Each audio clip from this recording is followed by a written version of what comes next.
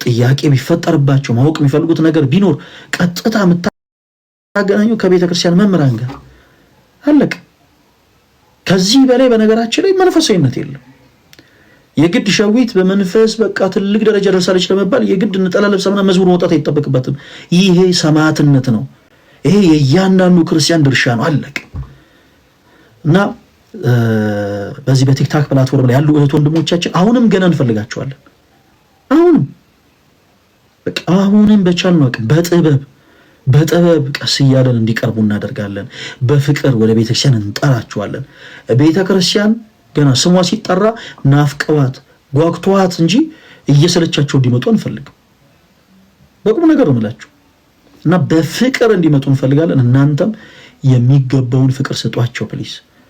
ቅድም ደጋግመን እንዳልነው የትኛውም ሰው ከእናቱ ማህፀን ሲወጣ ጀምሮ በመንፈስ የጎለመሰ በቃ ጠንካራ የሆነ ሰው አይሆንም። ጥቂት በጥቂት እያለ ነው የሚያደርገውና በቻልነው አቅም የኔ ተወዳጆች እባካችሁን እህት ወንድሞቻችንን በፍቅር እንጥራቸው፣ በፍቅር እናቅርባቸው። በመንፈስ ህፃናት እንደሆኑ አንርሳ። በአንድ ጊዜ የሆነ ከመቅጽበት ለውጥ ካልመጣ እንበል። ሁሉም ነገር በጊዜ ሂደት ነው የሚሆነው። ቅድም ምሳሌ እንደሰጧችሁ አንድ ህፃን ሲወለድ ከእናቱ ማህፀን በቃ ጸጥ ብሎ ነው የሚያለቅሰው ረጅም ጊዜ። ከዛስ ቀስ እያለ የእናቱን ወተት እያገኘ የጡት ወተት ከዛ በደንብ እየተመገበ እያለ ነገሮች እያሉ እያደጉ እየተለወጡ አጥንቱ መጠንከር ይጀምራል። አጥንቱ የተወሰነ ሲጠነክርለት በእጆቹ መዳህ ይጀምራል፣ ዳዴ ማለት ይጀምራል። እሺ በእጆቹ ዳዴ ማለት ይጀምራል። ከዛስ በደንብ ደግሞ የተሻሉ ምግቦችን መመገብ ይጀምራል። አሁንም የበለጠ አጥንቶች ሲጠነክሩለት ደግሞ በሁለት እግሮቹ ይቆማል። ያን እናትና አባት ይደሰታሉ። ልጃቸው በሁለት እግሩ ሲቆም፣ ልጃቸው በሁለት እግሯ ስትቆም እናትና አባት ይደሰታሉ። ከዛ አሁንም የተሻለ ምግብን እየተመገቡ ይሄዳሉ።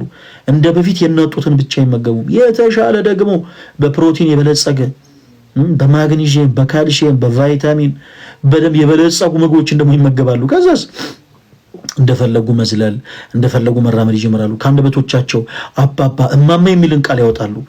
ቤተ ክርስቲያናችንም ልክ እንዲሁ እናት ነች ተወዳጆች። እናት ሁላችንም ከአብርሃ ከመንፈስ ቅዱስ በ40 እና በ80 ቀን ጸንሳ የወለደችን እናታችን ናት።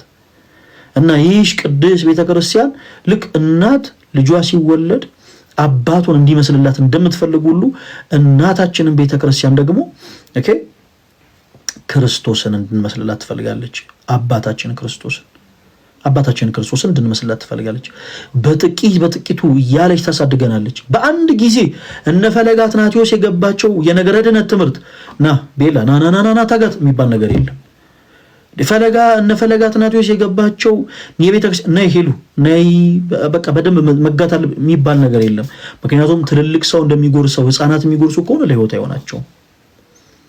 እና ከናሉበት ማንነት ክርስቶስ ይፈልጋቸዋል። እንድትረሱ ማልፈልገው ነገር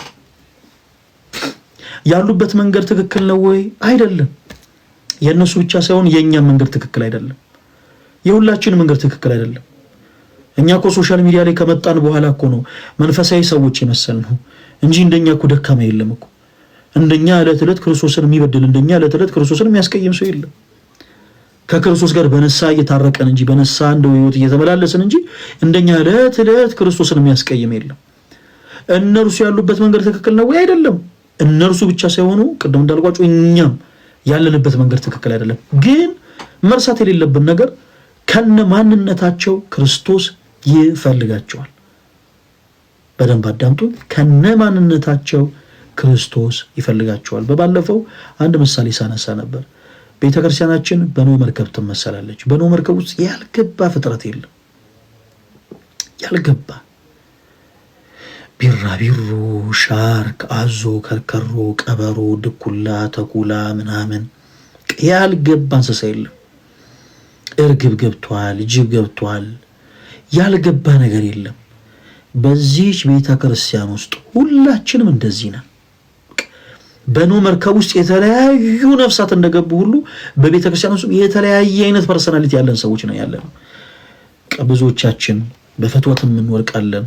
በፍትወት ግን ክርስቶስ ንስሐን የሚቀበል አምላክ ስለሆነ ንስሐችን ይቀበልልናል። በስርቆት እንወድቃለን፣ ሰውን በቃ ምን በድላለን፣ ሰዎች ምን ጨቁናለን፣ ሰዎች ላይ ከፉ ቃላቶችን ምን ሰነዝራለን፣ የሰዎች ልብ ምናደማለን። ከዚሁ በጣም የሚደንቀው ነገር በዚሁ ማንነታችን ክርስቶስ እኛን ይፈልገናል።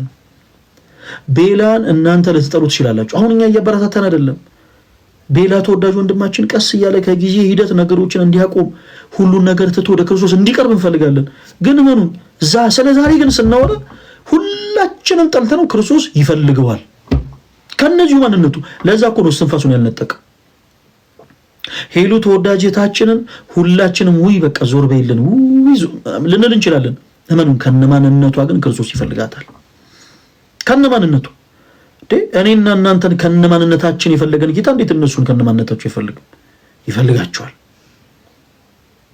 እነ ጃኒን፣ እነ ፊዮናን፣ እነ ቤታዮ፣ እነ ኪዱን፣ እነ ሄኒ የመርኬን ሌሎችንም እህት ወንድሞቻችን በአጠቃላይ ክርስቶስ ከነ ማንነታቸው ይፈልጋቸዋል። የሆነ የነሱ ድክመት ሶሻል ሚዲያ ላይ ስለወጣ ብቻ እነሱን እንደ ኃጢአተኛ እየቆጠረን ራሳችን እንደ ጻድቅ እየቆጠረን ፕሊስ አንሞኝ ተወዳጆች።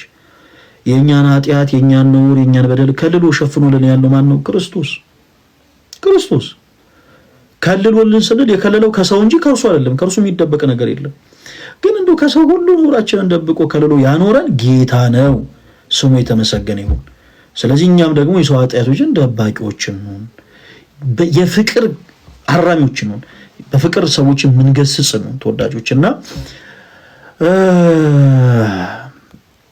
ዛሬ እንደ እግዚአብሔር መልካም ፈቃድ ይሄን ለማለት ነው የፈለኩት። ይሄን ለማለትም ጭምር ነው የገባሁት።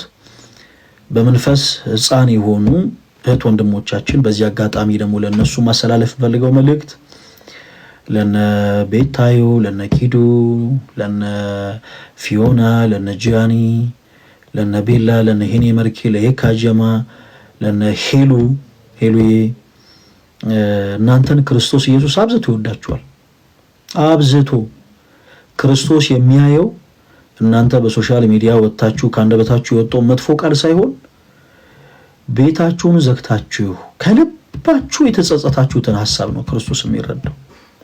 ማንም ሳያያችሁ ማንም ሳይመለከታችሁ ቤተክርስቲያን ቀርባችሁ ብቻችሁን ለእርሱ የነገራችሁትን ነገር ነው ክርስቶስ የሚረዳችሁና ይህን ያክል ደግሞ የተረዳችሁን ጌታ ደግሞ ይበልጡን አስደስቱ። ሰውን አይደለም፣ ፈለገ አትናትዮስን አይደለም፣ ሌሎች ሰዎችን አይደለም፣ ክርስቶስን አስደስቱት።